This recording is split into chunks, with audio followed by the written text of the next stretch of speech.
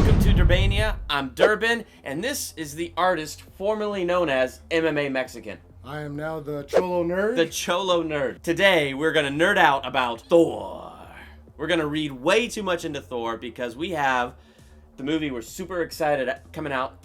I can't even talk today. Okay. So we have the movie that we are just super excited about coming out in just like under a week. Oh, I'm stoked. Doctor Strange.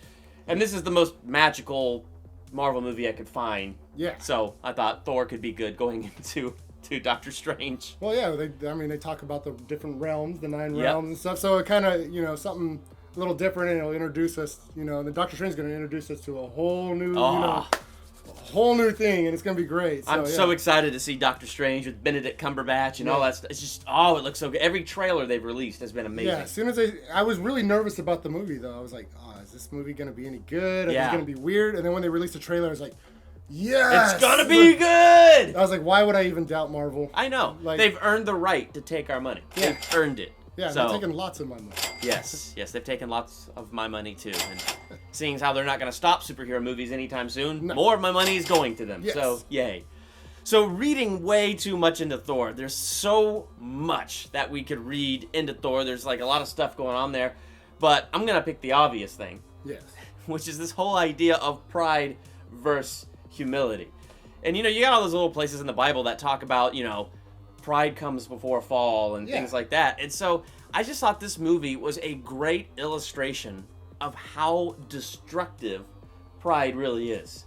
Oh, yeah. Yeah, because you have the opening of this movie and Odin's about to crown Thor king.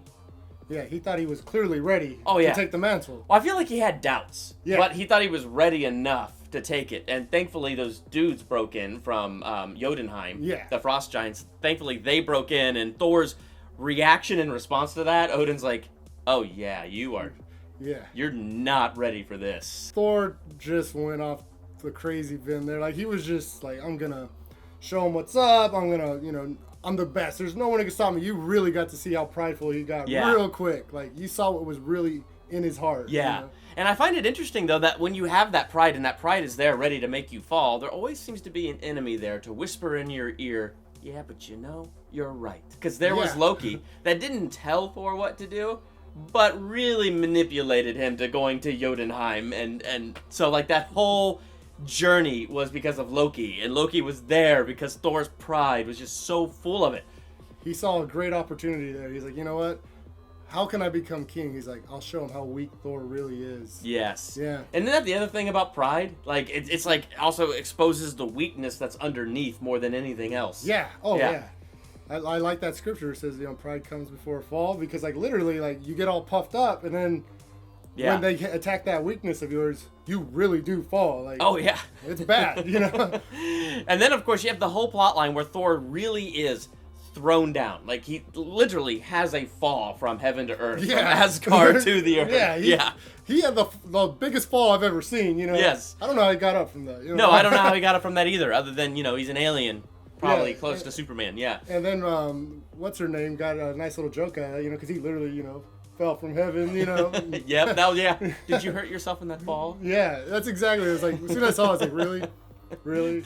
But then the other thing that I really love that they did was Odin gave him that pathway to redemption by throwing the hammer down and basically saying, he who is worthy will hold the power of Thor. And so pride kept Thor from being worthy to take hold of the hammer. And what was interesting was it was finally when he humbled himself, when finally he realized what his actions were doing, that in that humility and being humbled, he was then able to take up the hammer and was ready for the mantle of the power that was put on his shoulders. Yeah. At first, when he found where the hammer landed, he was like, oh yeah, I got this. Let me just go over there and beat everybody up. Yeah. He's like, I'm just going to do what I do. I'm just going to pick up my hammer and just kill everybody, Yep. And then he realized, I'm not worthy of this thing. Yeah. Like, it hit him, and you see him drop to his knees, and he's yelling, and I forget her name, the actress, and she's just like, sees him, and she's like, this guy just got broken. Yeah. Like, he thought he knew who he was and just realized he does not know who he is. Yeah. So, Natalie Portman. It took me till just now to remember that right? too. But yeah, no, that was a great moment too, especially when she calls up her friend and she's just like, "You didn't see him. You didn't see his face. He's not this evil guy trying to do something stupid. He's stupid." Yeah.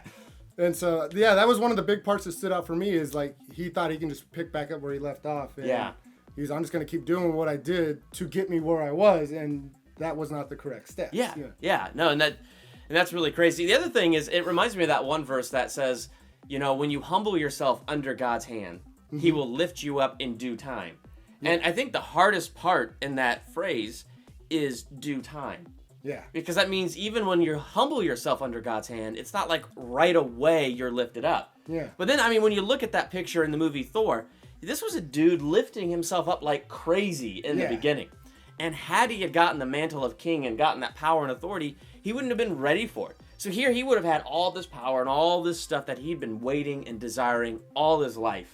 And he would have screwed it up. Yeah. Because he was not ready for that mantle. All he knew how to do was win. He didn't know how to handle a loss. Yeah, no, he didn't know how to handle. So his dad showed him what a loss really was, and it's like, this is where you're going to be made a king, is in your failures, like right here. You know. Yeah.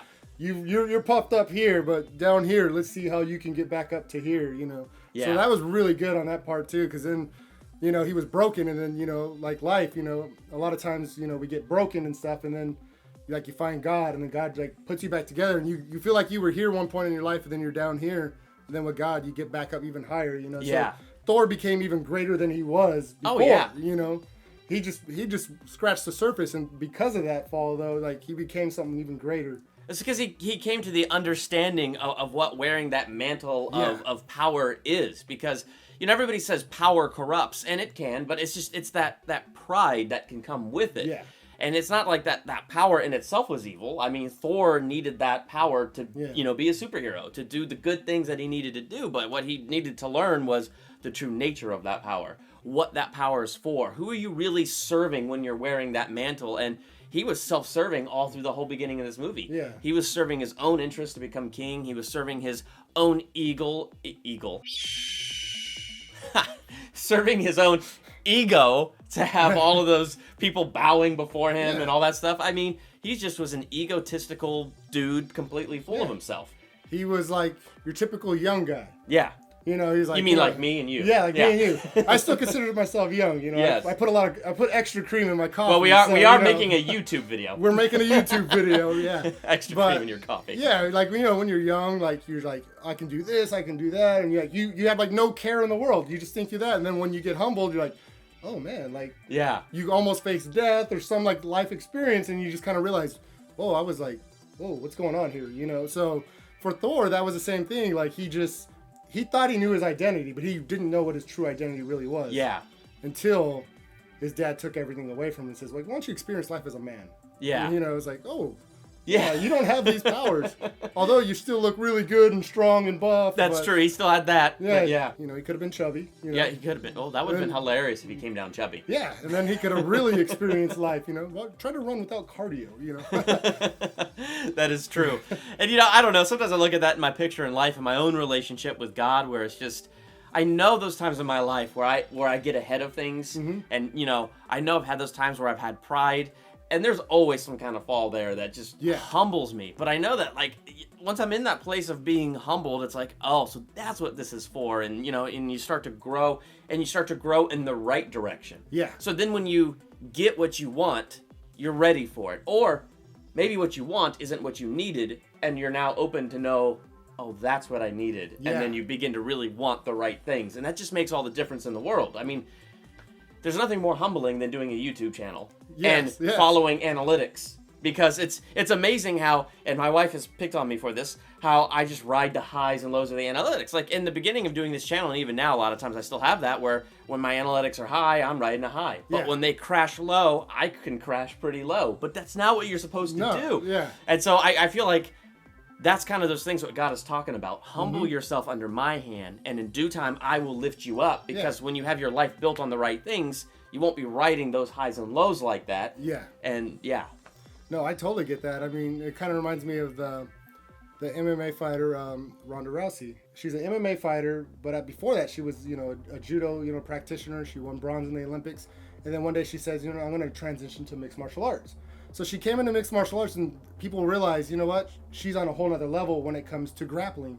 She would submit everybody really quick, and like there was no competition for her. And then, she won the heart of Dana White, who is the president of the UFC, and he's like, you know what? I'm open to having women's MMA, now. And he brought her in, and she easily dominated, became the women's champ, and there was nobody there. But slowly, each victory, you can see pride building up in her, and then all of a sudden, she was really cocky. I was like, this isn't the same person that entered, a couple years ago. This is a different person. She walks up to you and she throws her hand in your face, and then she walks away. She has like this attitude. You see it in her body. Her body language has changed. She all of a sudden thought she was better than you. And then eventually she got humbled and she got into a fight with another girl, Holly Holm, who wouldn't let her take her down. She defended all her takedowns, and then end up knocking her out with a head kick and then breaking her jaw with a punch on the ground while she was unconscious. And when that fight was over and she woke up and realized that she lost, she went in a really dark place. She even said, she was on Ellen, and she said, I thought about killing myself, committing suicide. So pride can really make you fall. So when you build yourself up and you get taken down, it could take a while to get back up. So yeah. And So pride is really just kind of like an illusion. Yeah. Where you just like picture yourself up on this high mountaintop, and then when you see that you're not actually there, it's crushing. Yes. Whoop. Just like that.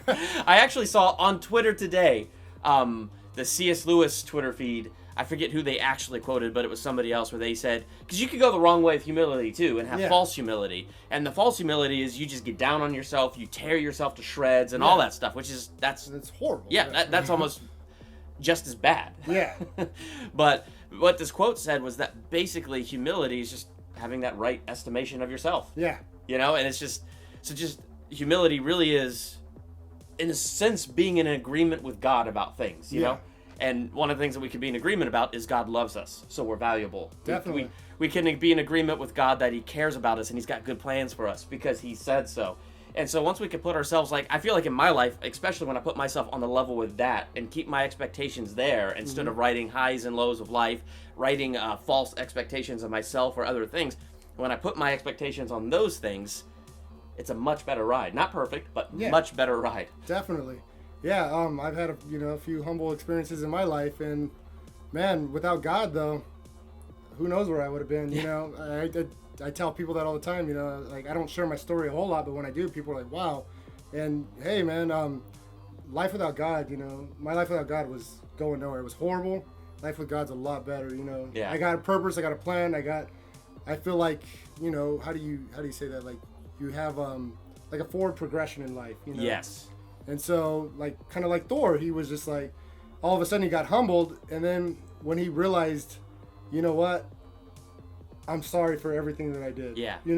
He realized he wasn't doing the right thing, and he realized what it meant to be a king. Like, all of a sudden, you know, all that glory came back to him and stuff, and that was great, and I love that part, because all of a sudden the hammer comes back, and he's like, bam, he's like, he's ready to battle, and all of a sudden he's like, okay, I know who I am now. And a lot of times, people in life, we don't, even as Christians, they don't know who they are. Yes. They don't know the authority they have as a Christian, and they feel like they're being humbled all the time, and then when God's saying, no, you're ready to step in, move forward now, put your armor on, go out there, fight, and that was like Thor. He did that. He was like, you know what? He knew, all of a sudden he realized that moment, it's time. Yeah.